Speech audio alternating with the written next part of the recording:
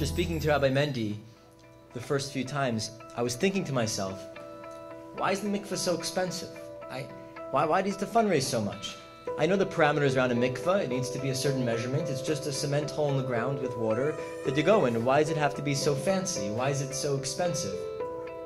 And as the Rebbe just said in the video, it should be, the reason is simple. It's hidur mitzvah, beautification of the mitzvah. The Rebbe said in the video just now that the hallway should be beautiful. The door should be beautiful. Not to be vulgar, but the bathroom's beautiful. The shower's beautiful. Everything is beautiful part of the mikveh. God took ruchnius, took spirituality, and gave us gashmius, physicality. And it's our job to take the physicality and give it back as spirituality. So in general, this concept of hidur mitzvah, beautification of the mitzvah, exists across the board. We should be doing hidur tefillin, beautification of tefillin, hidur mezuzah, beautification of mezuzah. When it comes to buying a mezuzah, there's less expensive ones. Then there's the most expensive ones. I actually just 9 months ago bought a house. And after I bought it, I spoke to my rabbi and said, when it comes to mezuzahs, what should I do? He said, buy the most expensive ones. Push yourself. You spend so much on a house, spend so much on all the things. An extra little bit for the top-notch mezuzahs goes a long way. There's a story from Rabbi Greenglass from Montreal. He was a big rabbi there, passed away a few years ago. And he said, this is how you buy an esrog, the citrus fruit from Sukkot. He said, you go to an esrog shop, you go to the owner, and say, I'll take the best esrog you sell. And that's it. He said, when you do a mitzvah, you do it that way. It's not a checklist. You're not checking it off. Okay, bought an esrog. You want to do the best way you can do. You want to become entrenched with the mitzvah. People often do believe in hidur, in beautifications of places in their life. Everyone believes in hidur car, hidur house, hidur kitchen countertops, hidur watches. People do believe in beautifying their life. They get the best they can get. I'm not selling that concept. It's easy to buy into. Questions, are we doing it for the mitzvahs also? I have a family friend who drives a fancy car, and every few years the dealership calls him up and says, what will it take to get you in the newest car? I want you to drive the best car you can drive. Rabbi Mendy should be calling up members of the community saying, what will it take to get you into the best pair of tefillin I can get you in? The best mezuzah, the best mikvah.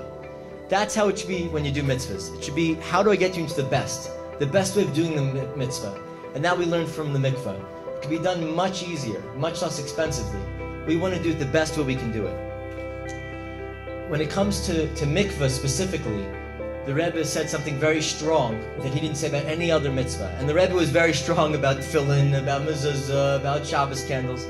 He said, when it comes to the passion behind getting someone to go to mikvah, he said you're supposed to treat it like you see someone drowning in the ocean and you jump in. The way you jump in to save them, that's how you should treat mikvah. That same passion, the same jump starting and doing it. So everyone in the community should take it upon themselves, whether it's for them, a friend, a family member.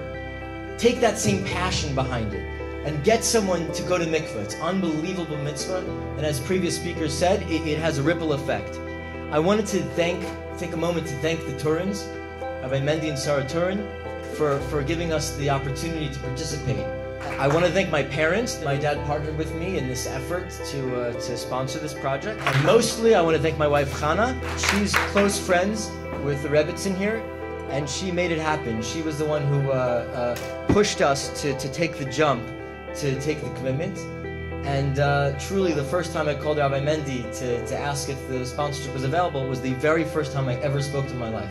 And fine, that's all that. So I have a business, so I'll give business advice for a second. Invest in hidur mitzvah. Invest in it. Invest in it. It's a true business financial investment. When I took the commitment to sponsor the mikvah, I didn't know how long it would take to pay off. Baruch Hashem, we finished already a few months ago.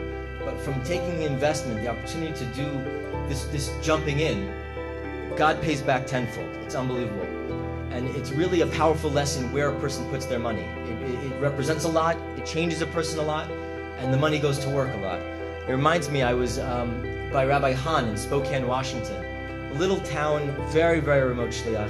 And he has a beautiful mikveh in his house also that he built. And he told me, be careful, this is my Mercedes. He said, this is my Mercedes, treat it well.